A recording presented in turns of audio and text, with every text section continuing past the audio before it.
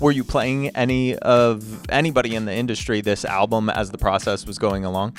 Most of them are either collaborators or fellow musicians and producers, and I've gotten so much confidence about how people perceive the album from them, because they can appreciate the detail that went into it, and they made me feel so good about it.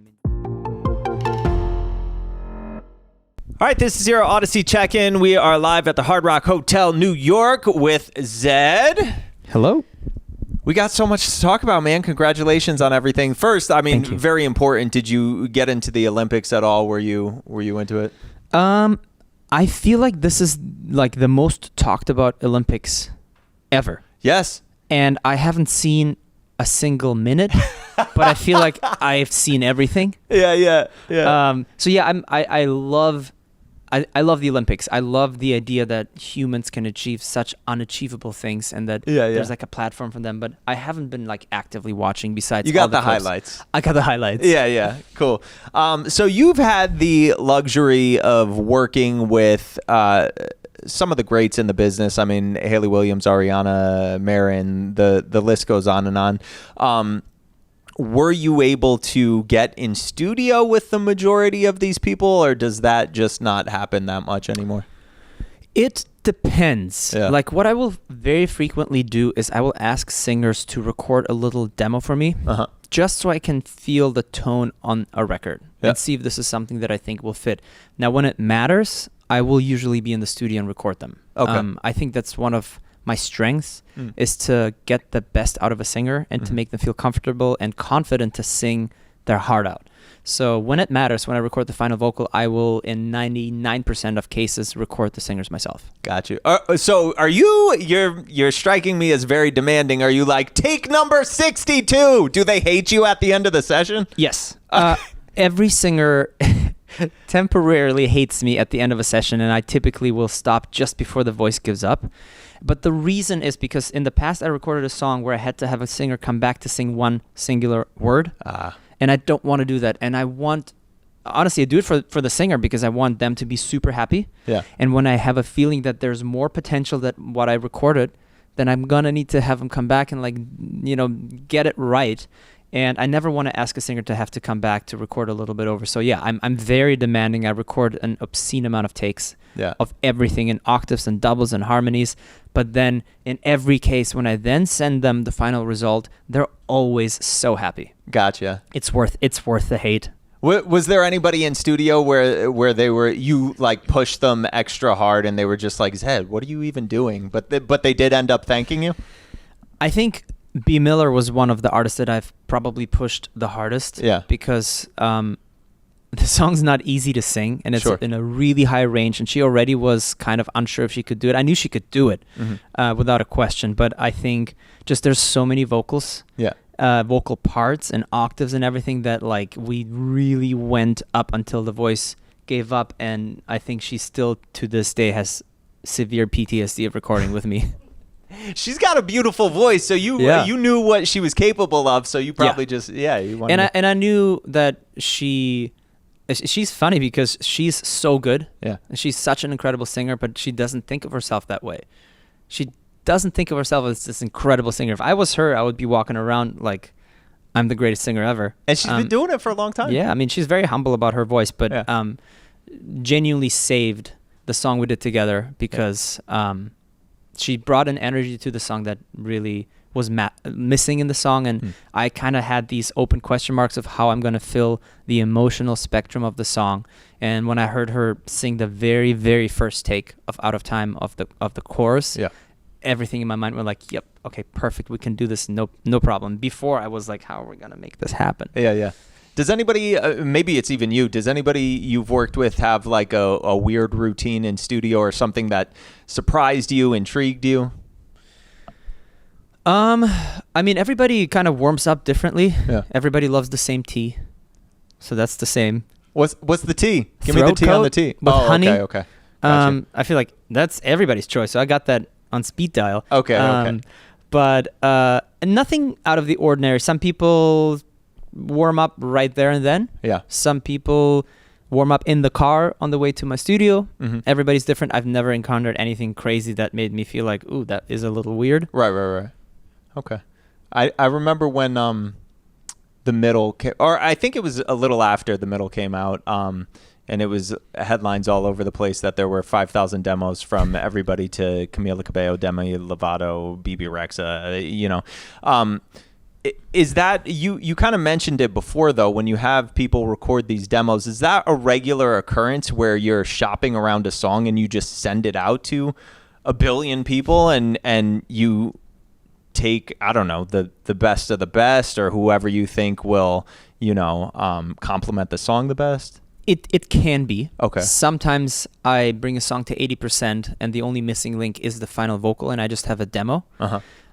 And then it can get tricky and either nobody wants to sing it or everybody wants to sing it, like in the case of the middle where everybody wanted to be a part of it, but I didn't feel like anybody had everything that I wanted. Yeah. And the other way, this new album, Telos, has much more been a case of me getting in the room with the singers and just working through it and figuring things out and doing it together. But both ways exist. Everybody's different. Like some people really prefer to work alone. Yeah. And they don't really want to be in the studio. Most don't want to be around when I start comping the vocals, like selecting the takes. But yeah, it depends. Sometimes I do shop for singers and the only way to do it properly is for everybody to record a little bit of a demo, and sometimes that turns into like a full-blown production. Sure. And sometimes it turns into people being disappointed because they don't end up on the song and they spend time recording it. That happens, unfortunately. Right. And I try to be I feel like at this point people know. Yeah. It's kind of a known thing that I do like to try different vocal textures before I make a decision and do what's best for the song. And the real ones, I still work with them. Yeah. The ones that know that it might not be the one, but another song will happen. Exactly. I was going to say, that doesn't mean you won't find something along the way that complements the voice, you know, a different voice. Exactly. I mean, B. Miller's a great example. B recorded a song for me, it must be like 6 years ago, Yeah. that she spent a lot of time recording, and it, like, I love her voice so much, but it just wasn't right. Yeah. Multiple collaborators on my album I've tried to work with since 2015. Gotcha. And it just wasn't the right song, and Yeah. it didn't feel genuine until this album, when it felt like everything fell into place and I actually got to work with the people that I for so long wanted to work with. So who's the one that got away from you then? Like somebody you really did want on a song, maybe they even cut the demo, but it fell through for whatever the reason. Because now you got to circle back. Has happened quite a bit. Oh, really? It goes both ways. I also sometimes will record a vocal that I really, really love, and the singer last second is like, I'm out of it. I don't want to do it anymore. Wow. And sometimes it's more, and it's happened to me on this album. There's a story where on one of the songs I recorded an artist, and we spent so many sessions like finalizing, tweaking, and like the last second, she jumped off a song. Oh gosh. And we were all like, okay, well, this is strange timing to do so. But the irony in it is that the girl who I had on the song before, I had never met her in person. Okay. And then we met to write another song. And after I met her, I told my manager, I know this sounds crazy, but I wish we never recorded the other singer. I wish we kept the demo singer on it. I didn't know how dope she was. She's a classically trained singer. Yeah. She really understood my music. And when I met her and I saw that and I played her some of the music and I saw in her eyes like the excitement in the right parts, afterwards I was like, I wish I never looked for another singer, just kind of zoned in on her, because I had never met her and I didn't realize how genuinely awesome she was. Yeah. And when that singer jumped off last second, it was kind of a full circle moment. It's like, okay, well, that means I get to actually do the song with the one that I actually really wanted to do. Right. But it happens. People jump off songs for reasons that usually don't make any sense at all. Yeah. Transparently. Give me a producer that inspires you, somebody you're envious of, where you're just, you hear stuff they do and you're like, how the heck did this person do that? I mean, I think Skrillex will always be my answer for a producer that is just an alien. I mean, I wouldn't be here without him. Yeah. He really was the one that gave me a chance when nobody else thought I deserved one. Yeah. And he's a producer that just will continuously think outside the box and on the highest level of production skill and mixing skill, and yet still free and inspiring and inspired. And other producers Eleganto is a producer that I think is phenomenal. Mesto, Ellis, some of the most talented, groundbreaking producers in electronic music that I look up to, and that I have worked with and will continue to work with because they're beyond amazing producers, just incredible human beings. Were you playing anybody in the industry this album as the process was going along? I was... I mean, when people would visit me, I would show them the album, and everybody was pretty mind blown, which gave me the confidence to just continue the path I'm going and not worry about, well, like, what will people think about this? I think me being so free was inspiring. Yeah. And then after I was done with Telos, I played it for very few people. Okay. Most of them are either collaborators or fellow musicians and producers. Yeah. And I've gotten so much confidence about how people perceive the album from them. Yeah. Because they can appreciate the detail that went into it, and they made me feel so good about it. I mean, I would send it out to very few people, and their feedback was like heartwarming. Yeah, genuinely. I love it. So before we wrap, we're at the legendary Hard Rock Hotel. They are known for their collection of memorabilia, over 88,000 pieces in the world. If you were going to donate something, an item of yours that you think fans would really freak out over seeing IRL, what would it be?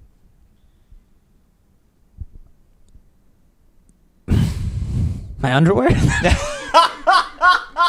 They would probably love that. Sure, why not? Extra small? Zedd? No.